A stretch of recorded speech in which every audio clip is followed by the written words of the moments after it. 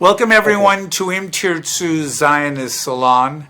I'm Doug Altabef, the chairman of the board of Im Tirtzu, and today I am thrilled to have as our guest a latter-day hero, not only of the Jewish people, but of all people who yearn for peace and harmony in the world. I'm pleased, very pleased, to welcome Jason Greenblatt, who served as President Trump's special representative for international negotiations, and who is one of the three Menschketeers, who, with Jared Kushner and David Friedman, revolutionized the situation not only here in Israel internally, but in the larger Middle East. Jason, welcome, welcome. It's a pleasure to have you with us today. I'm delighted to be with you. Thank you. Thank you. Jason is also the author of the recently released book, In the Path of Abraham, a riveting account of his challenges, frustrations, exhilarations, and the events that took place under his stewardship, culminating, of course, in the groundbreaking Abraham Accords. It's a book that I read with great relish. I recommend it to every one of you, and it's a book that will inform much of our discussion today. But before we delve into the nitty-gritty of the geopolitical events that you were involved with, Jason, I must tell you that what really moved me, what astounded me, was your personal story. I mean, here you are, you're a real estate lawyer. I mean, I can say that I'm trained as a lawyer. Okay, you're a real estate lawyer. You've worked quite successfully for 20 years for your boss, a man named Donald Trump, who grows to know you very well. And you are an Orthodox Jew living an Orthodox Jewish lifestyle. Suddenly, seemingly unaccountably to many people, Donald Trump finds himself as President of the United States.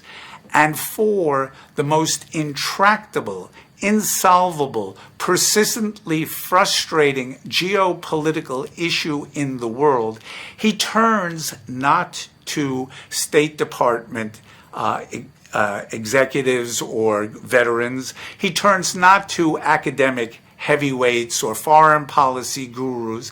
He turns to three guys that he knows very well, that he has worked with very closely, that he trusts. Three guys, yourself, Jared Kushner, David Friedman, all of whom are smart, are shrewd, are trustworthy, and who are Orthodox Jews. And I find in that latter point something very, very poignant, because while no one has ever accused Donald Trump of being a religious man, I think he recognized in the three of you something very important by virtue of the fact that you were religious.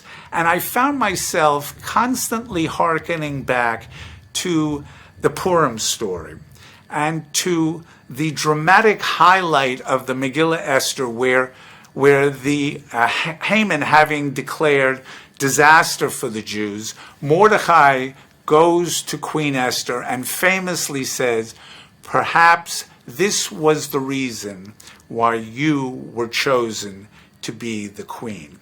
And as I read the book, I kept thinking, there is something here of hashgacha pratit. There's something here of divine providence in the choice of you, in the choice of Jared, in the choice of David Friedman. And I'd love to hear your thoughts about that. Sure. Sorry. Look, it's a great analysis. I would say there's no doubt in my mind that Hashem's hand was in all of this. And Jared was a great team leader, good friend. David is a good friend.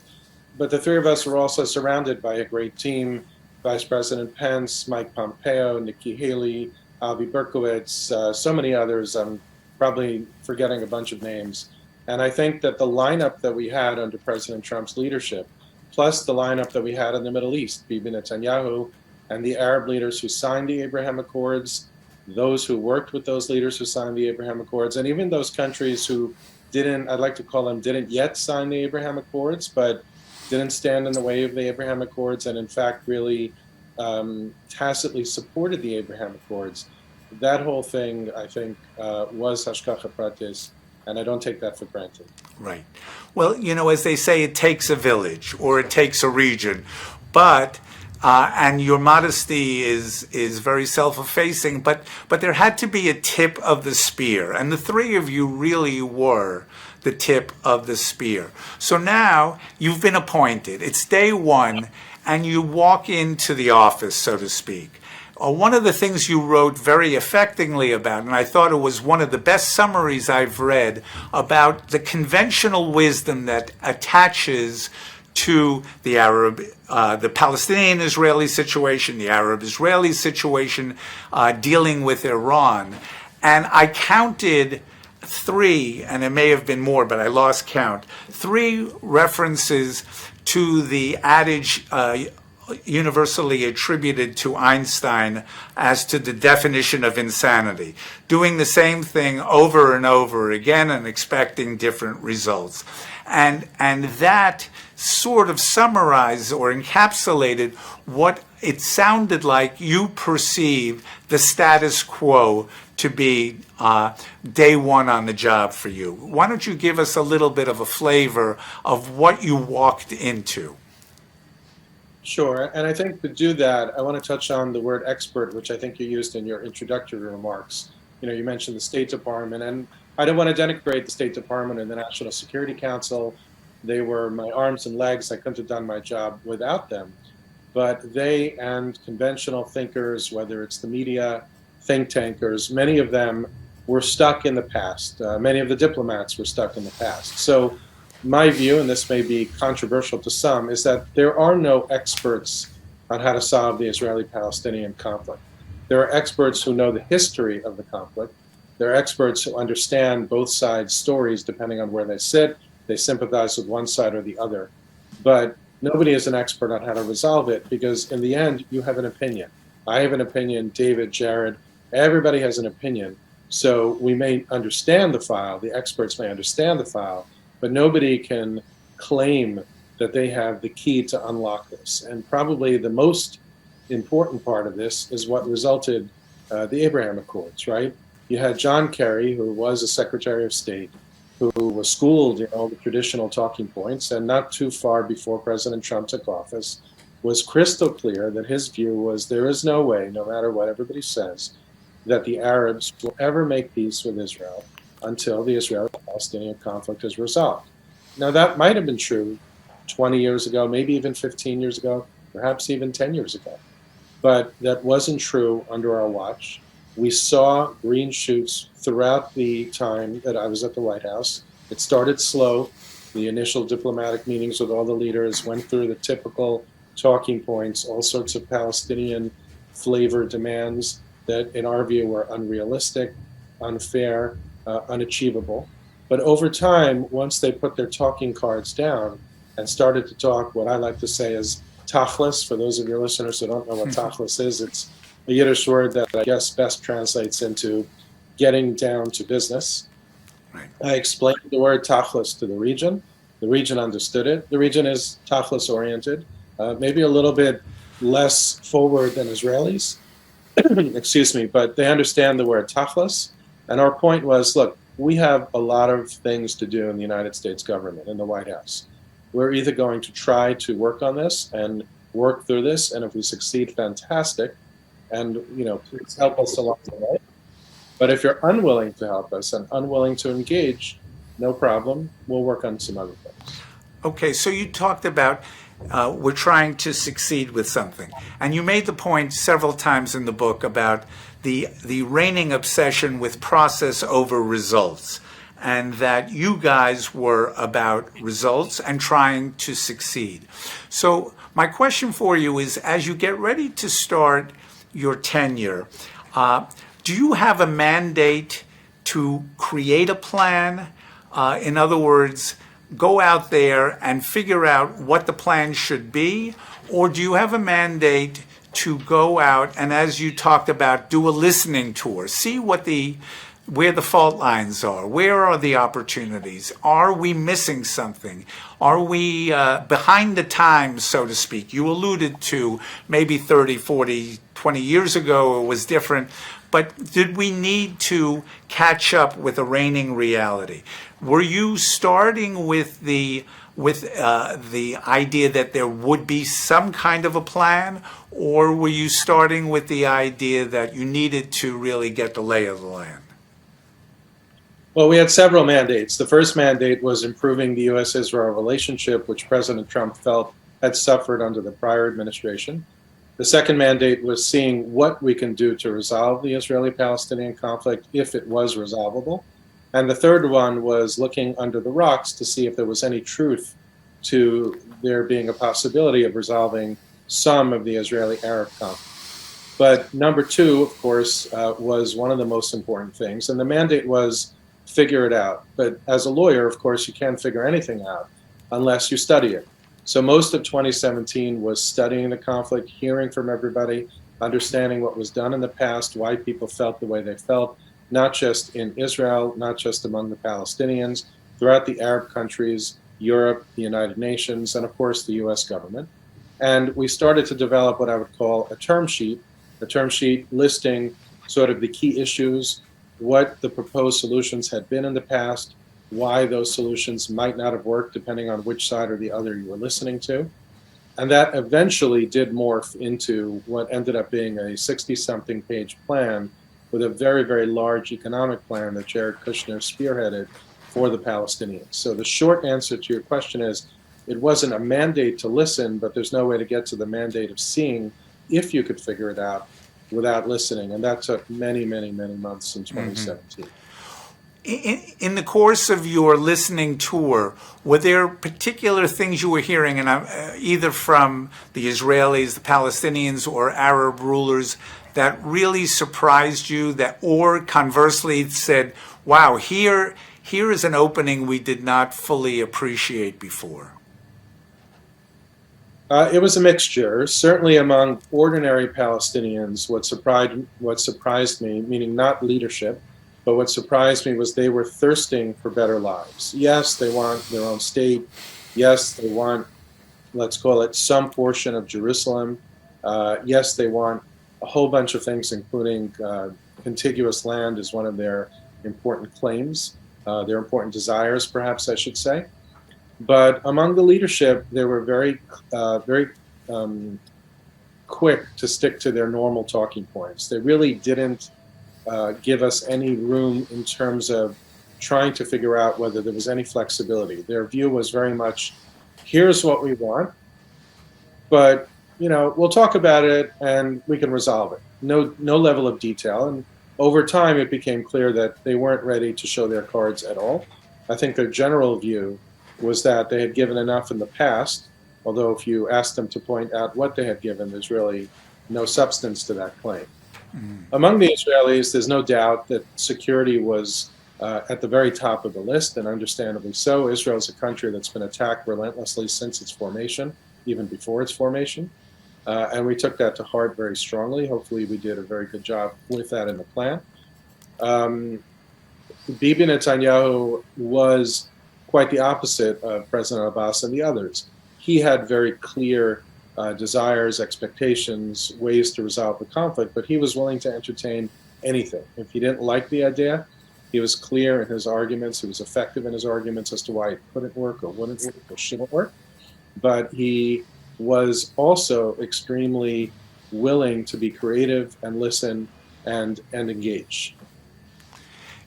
You had a reception in Arab countries that was probably very different from the reception that President Obama got and Secretary Kerry got. Tell us a little bit about that and what was driving that difference in reception. Sure. Well, the reception of President Trump, the Trump administration, was excitement from the Arab countries. They felt that President Obama had abandoned the region with the Iran deal. They were nervous with the Iran deal in place, and they saw in President Trump somebody who understood the danger of the region, the danger of the Iran deal, the desire to stabilize, but also not to dictate. So it was a very, very excited, warm welcome. And then the reception of me and I guess Jared as well, because we spent a great deal of time in the region as observant Jews, was quite the opposite than the reception we got from the media. The media, when we were all first appointed, including David, was very quick to say, you know, what do these three observant Jews know anything about the Arab countries? How are they ever going to make peace? And on the contrary, I would say the fact that we were observant resonated with the Arab countries. They understood it. They're religious people themselves. Some are observant, some are not observant, but they were extremely respectful of me being an observant Jew. And by the way, so were the Palestinians. The Palestinians always made sure to have kosher food there. Whenever I met with them, they were warm. They made no issue of religion, no matter what the media tried to spin in terms of our religious observance. Mm-hmm. Yeah, that's a fascinating observation, and I've noticed that many times, that people of faith of different religions often find that they have more in common on a certain level than they do with their own co-religionists who are not that interested in the religion. But were you getting any hints right away that, you know, we're thinking differently about Israel? You talked about Iran and Obama. Many people think that President Obama inadvertently is one of the fathers of the Abraham Accords by virtue of the fact that he scared the Sunni countries so badly that they did a weighing analysis. Okay, here's Iran, here's Israel. Israel doesn't look so bad. Were you picking up on that fairly quickly?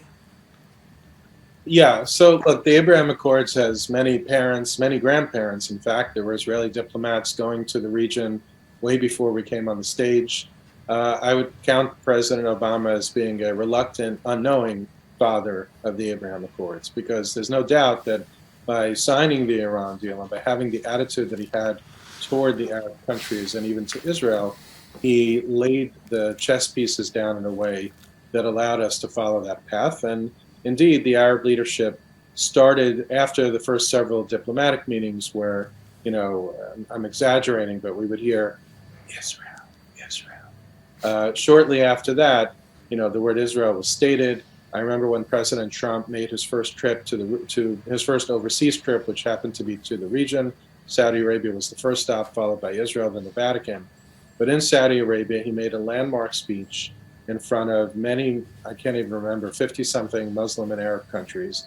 I remember seeing the draft of the speech, seeing Israel mentioned several times in the draft, and thinking, that's remarkable. He's going to talk about Israel the way he talks about it here in America, in front of all these countries in Saudi Arabia. That's fantastic. He's not going to shy away from it. And there was no blowback whatsoever. It became a natural conversation with Arab leadership throughout the region, because they understand deep down that Israel has a place in the region. Israel is needed in the region. And some were willing to resolve that conflict already, those who signed the Abraham Accords, and others it's going to take more time. Right. So that's an interesting observation about the speech. It's a little bit of a chicken or the egg question.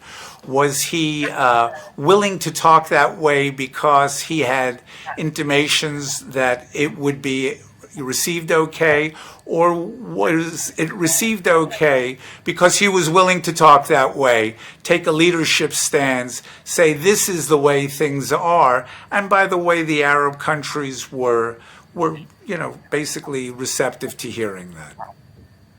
Well, it's definitely the latter, but also I would say President Trump was not a diplomat. He was a businessman. He wasn't a politician, right? He wasn't there to win votes. He wasn't there to, placate the group, the visitors, the attendees of the speech. He was there to talk business. And he wasn't afraid of speaking the truth. None of us, not David, not Jared, not myself, nor others, Nikki Haley at the UN, Mike Pompeo in the State Department, none of us were afraid to speak the truth. Sometimes the truth is hard, and you should say it politely, respectfully, diplomatically, but you shouldn't dance around the issue. And President Trump, as most people probably have gathered by now, is not one to dance around the issue. He says what he means. I'd much rather have a politician who I know what's in his head and in his heart coming out of his mouth than a politician who says things that you kind of scratch your head and say, well, what's he really thinking? So ultimately, by being so direct and by speaking about Israel and by speaking about the region and his support for the safety and security of the region and folding Israel into the region, I think he began to pave the path toward people looking at things in a new way.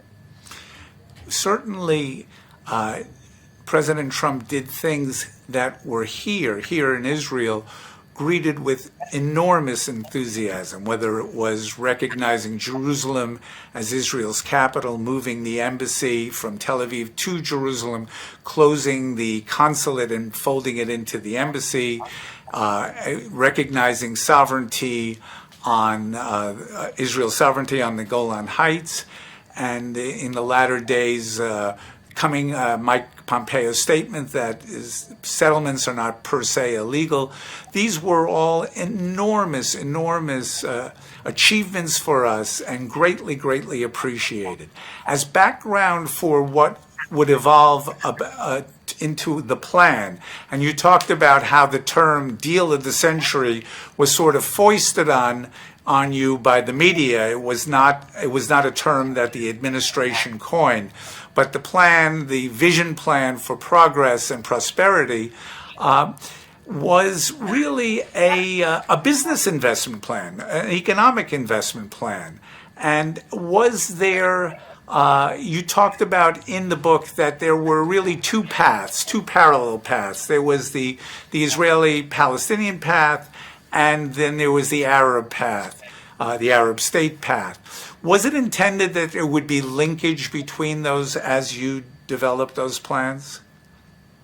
Yeah, initially they should have been linked. Ultimately, at least from my perspective, and of course if Bibi Netanyahu felt differently, he could have rejected it, but it made no sense to me, and I'm sure it made no sense to David or Jared, that Israel would try to solve the Israeli-Palestinian conflict and not at the same time resolve the Israeli-Arab conflict, at least with those countries that you could resolve it. Nobody's resolving that with Syria right now, or some of the other countries, likely including Lebanon and some others. So our goal was to try to resolve as many of them as we could at the same time. I mean, after all, why should Israel make all these incredibly tough compromises that it would have to make to solve the Israeli-Palestinian conflict, and then find out the next morning that there was still an Israeli-Arab conflict with countries they should have relationships with.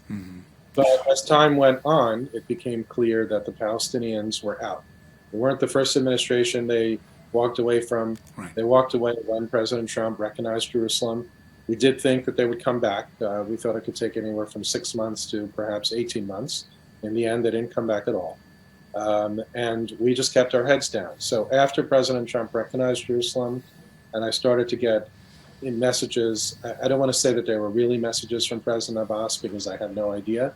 There were people, Palestinians and others, who came to my office in the White House who said that, you know, they were there on behalf of so-and-so and so-and-so, and I always assumed that they were more likely there on their own accord, not President Abbas's accord. I don't want to say that he was reaching out. That would be unfair. But their view was, you know, give the Palestinians something. President Trump promised to recognize Jerusalem. He could undo that. Or he did that, don't move the embassy. Or tell the Palestinians that even though he recognized Jerusalem, the Palestinians will have East Jerusalem as the capital. You know, every which way trying to give the Palestinians something in order for them to come back to the table. And my view was, if they want to come back to the table, they should come back to the table because they have a future. They could have a future if they took this process seriously. Right. But we're not in the business of paying people just to come to the table and then nothing happens. What's the point of the payment? How resonant was a $50 billion investment program with the Palestinians? Unfortunately, not resonant. And I'll take you back a little bit before that $50 billion program that Jared had created. One of my deepest frustrations, because you mentioned frustrations at the beginning of the talk, is that the Palestinian leadership has zero interest in improving Palestinian lives and the Palestinian economy. I tried time and again throughout 2017 to help with their economy in many different ways. My view was, and I shared this with President Abbas and the late Saab Erekat and others, look, we don't know if we can resolve this conflict, but at the same time that we're trying to resolve the conflict, we want to help your economy. If we resolve the conflict and we help your economy, then the day after will be great because you're going to be way ahead of the game. And if we don't resolve the conflict but we help your economy, your people are better off. So what's the problem? Their view is this is a political issue. Don't confuse us with the economy. Partly there is truth to the claim that by helping the economy, the Palestinians become, more affluent and less interested in their political cause, and that's been something that's been going on for a very long time. That was incredibly, incredibly frustrating. Nevertheless, since we were putting out a peace plan, Jared believed, as did I and others, that there was no point in creating something and then finding out that there's no way to actually succeed at it. We spent a great deal of time with teams across the U.S. government and even some outsiders who weighed in, putting together this amazing $50 billion package. And what happened? We hosted a conference in Bahrain. The King of Bahrain, this is before the Abraham Accords, was very gracious, allowed us to host a conference. And not only did the Palestinian leadership not attend, they boycotted it, they tried to get others to boycott it, and some Palestinians who showed up, but when they went back to their homes in the Palestinian territories were actually arrested. Right. Amazing.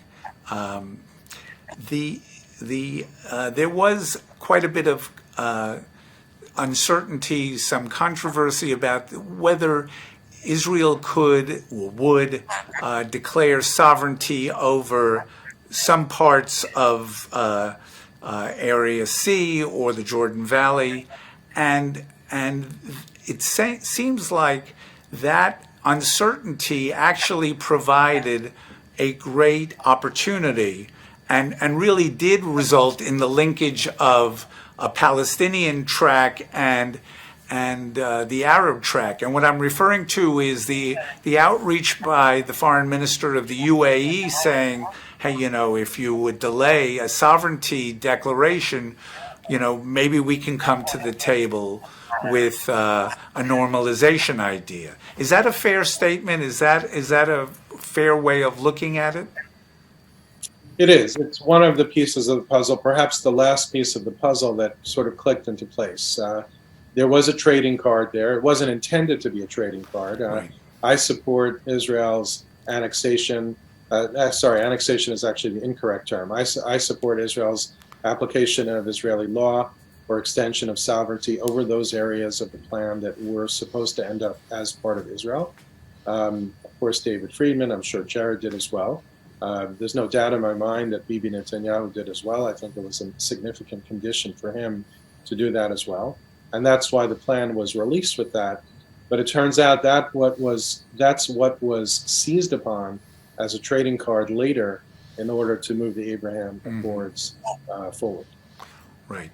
That trading card, as you say, was that at their initiative, the UAE's initiative, or was it pointed out to them by members of your team that this could possibly be employed as a way of getting what you want, and there be an exciting quid pro quo for that? So by that time, I wasn't in the administration anymore, so I don't know. I know what I know from the people that were involved. There's a little bit of discussion over how that actually went down. I don't know the accurate answer, but by all accounts, it seems that the UAE was the one who reached out and decided that that would be a useful trading card, but I don't know the complete story of it. Mm-hmm. The UAE seems to have a very broad perspective on this whole situation, really quite remarkable. There was an article in the paper the other day about the 2-year anniversary of the Abraham Accords by a UAE political analyst. And he made the point that it's been a remarkable success. It's been a success not only because it has normalized situation with Israel, but it has helped the UAE normalize its posture vis-a-vis Iran, which I was very surprised to read, that they feel that somehow this kind of development has really fostered the cause of moderation, of possible agreement, and they see it as something that should hopefully continue and expand. Does that surprise you to hear the idea that it's maybe also helping them vis-a-vis the Iranians? I think it doesn't surprise me at all. I think what people have to understand, whether it's about the UAE or Qatar, Saudi Arabia, and others, is that they're in as much danger from Iran as Israel is in danger. Their job, the leader's job in those other countries, is to protect their citizens, to protect the country, to protect the assets, the same way it's the job of the Prime Minister of Israel to do that. So the Band-Aid was ripped off. Everybody now understands that peace can be achieved between Israel and its Arab neighbors. There really was almost no blowback whatsoever. Yes, you had Palestinians who said some very nasty things about the UAE and Bahrain. I'm not sure what they said about Morocco, but things like the late Saeb Erekat, who said something about the UAE stabbing the Palestinians in the back with an Arab dagger. That's not an exact quote, but that was more or less the message. But other than those nasty statements, eventually people calmed down and realized this is reality. Now, the UAE and all the countries in the region have to figure out how do they deal in this new world with Iran. Is the Biden administration going to sign a deal with Iran? What does that deal look like? Is it indeed weaker and shorter? Is it dangerous? And by all accounts, it seems the answer is yes. Last week, people thought the deal may be imminent. This week, people think it's not imminent at all. So I think we have to give them, the UAE and others, the space that they need to normalize or not, have a relationship with Iran or not, exchange ambassadors with Iran or not, the same way we respect Israel's right to defend itself and make its own sovereign decisions to protect itself and to move its country forward. We have to give the Arab countries that same latitude. I don't think if Iran and the UAE were to normalize in some sense that that's an anti-Israel move. You have to think about it as a pro-UAE move, or to use the other countries, a pro-Qatar move or a pro-Saudi move. They're not looking to harm Israel by doing that. They're looking to do what they need to do the same way Israel needs to do what it needs to do. Right. Apropos of that, you made a great point in the book, which I had not appreciated, when you talked about the demographic challenge that faces many of these Arab countries with under 25 population of, enormous percentages, and that one opportunity that comes of the Abraham Accord is job creation, trade furtherance that will help them domestically deal with what could be a tinderbox if otherwise ignored. Right. So that's part of the new Middle East that some people haven't caught up to understand yet, which is, it's oil, right? They're trying to move away from oil. But it's also a recognition that times have changed and they have to train their young people. There are so many of them, and this is a young population that's been exposed to the world in ways that their prior generations have not been. Many of them have been educated overseas, even if they haven't. With social media and all sorts of other opportunities, they understand the world. So they are looking, each of these countries has their own plan, but they're looking to bring their youth forward in a way that's extremely positive. I'm very bullish on the region, and I think that it's a very positive thing for Israel and for the region, and frankly for America. If you were to handicap it, Jason, who would you say could be on deck for joining the Abraham Accords? Well, it's a question I get a lot. I don't like to answer by naming a name, but I would say this.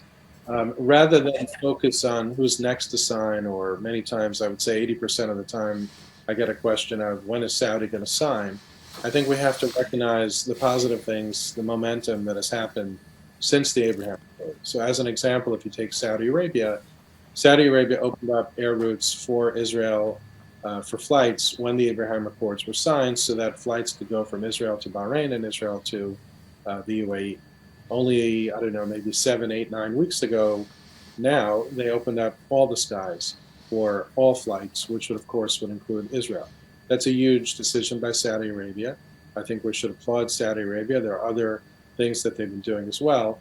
And rather than sort of pressure Saudi Arabia or ask, when are you going to sign, when are you going to sign, let's recognize that Saudi Arabia is going through tremendous transformation, while a relationship with Israel is on that list somewhere. It's not the highest part of the list. It certainly shouldn't be the highest part of the list, given what they're trying to transform. And let's take things step by step, and hopefully Israel will continue to be in the mix in a positive way. And I think that's true of Qatar as well. I think that hopefully it's true of Oman. I don't know. It's a fairly new leadership there. The Sultan, who we dealt with, a remarkable individual, is no longer there, so I don't know their current thinking. Unfortunately, it is not true of Kuwait, as far as I can tell. It's certainly not true of Lebanon. I think I've heard that those two countries are competing for who will sign the accords last. Right. Speaking of transformations, there is a new sheriff in town in Washington. And the Biden administration seems to be much, much more of a throwback to the Obama administration than it does to seem to be a continuation of the Trump administration vis-a-vis Israel, vis-a-vis the Middle East. How does that impact, in your view, both Israel and the future of the Abraham Accords? Well, it's a mixed result, right? On Saudi Arabia, which is a very important issue, President Biden was extraordinarily disrespectful to the country, to the Crown Prince. On the recent trip that he had about 2 months ago, 8 weeks ago, I don't remember, I think he began to turn a page in that book. I think he needs many, many more pages and chapters to turn. And if he doesn't, then the Abraham Accords is not going to be on anybody's list. And that's true, especially when it comes to the Iran deal. As long as the Iran deal looks like it may be signed in the form that people are worried about, and just about everybody in that region is worried about it, that's also going to hinder progress on the Abraham Accords unless something dramatic changes. As it relates to Israel, I think his trip was mixed. I think Joe Biden is somebody who I do think supports Israel, but I do think they're a throwback to some of the Obama policies. When you see things like Joe Biden, President Biden visiting the East Jerusalem Hospital Network without an Israeli presence, that's a very negative sign. That shows that he disrespects American law about Jerusalem being the capital of Israel. I don't think he would visit any capital in the world and tell the leader or the leadership, you stay back, you're not coming with me while I take this visit. Because between the lines, what's he really saying? Because this area isn't yours, or may not be yours, or you shouldn't be yours. So that's a very negative thing. I think they continue to placate the Palestinians. They continue to give funding. They've refunded UNRWA, the so-called refugee agency, which is a corrupt organization that leaves no future for the Palestinians who live there or who are registered there, most of whom are not technically refugees, even though under the law, under that agency's rules, they are refugees. But that's the same as saying I'm a Hungarian refugee because my parents fled Hungary during and after the Holocaust, which I'm not a Hungarian refugee. So there are many ways he's going backwards. Where I will give him credit is, number one, he's not pushing for an Israeli-Palestinian peace effort at the moment. I think he's smart enough to recognize now is not the time to do it. So in that sense, he's not a throwback to the Obama administration. And by the press accounts, and I hope this is true, he is sending a clear message to the Palestinians not to pursue statehood at the United Nations, at the upcoming United Nations General Assembly.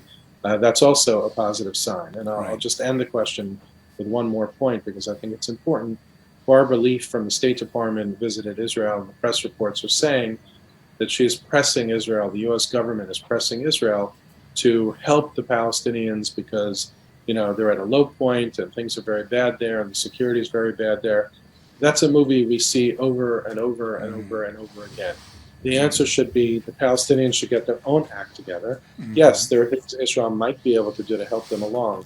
But putting the burden, the onus, the responsibility on Israel instead of the Palestinians is among the ways we got into this mess in the first place. We call that here the soft racism of low expectations. That it denies moral agency to the Palestinians, that somehow they are incapable of taking care of business in a profound self-help way, and that they have to be bailed out at every turn. And as you say, it just doesn't resonate anymore. It's just something that we've seen the movie and we don't want to watch the sequel to it.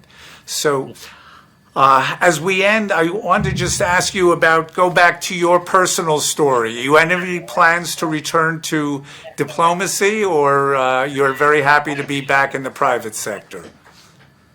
Well, now I sort of get the best of both worlds. I get to live with my wife and kids again and be a father, be a husband. But I also very much am in the space. A lot of what I do is connecting Israeli and American companies with countries and companies in the Arab world. So I get to be a fake diplomat, if you will, for the moment. But one of the ways that you make peace is by building bridges. So I spend a lot of time continuing to build bridges, economic bridges, friendships. And I think that's important. I think what everybody should realize is that our team is no longer there, but that doesn't mean that they, Israelis, those who want to understand the Arab countries, whether it's Jews in America, Jews elsewhere, non-Jews, Christians, everybody. Go be informal ambassadors yourselves, understand the region, today's region, understand the country, build the friendships, because the more people build those friendships and bridges, the more likely down the road over time, more peace bridges can be built. You built a George Washington Golden Gate Bridge in your efforts from 2017 to 19, and hopefully that bridge is durable and lasting and has the effect of creating other bridges in turn. You did a great service to us here in Israel, Jason. You've done a great service to the people of the Middle East. We're profoundly grateful. And all we can say is thank you. I want to remind our readers, the book is In the Path of Abraham. It's a must read. Everyone should pick it up. And thank you again for your time today, and Chatzlacha. Thank you. Thanks for having me as a guest. I really appreciate it. Have a great day. Thank you.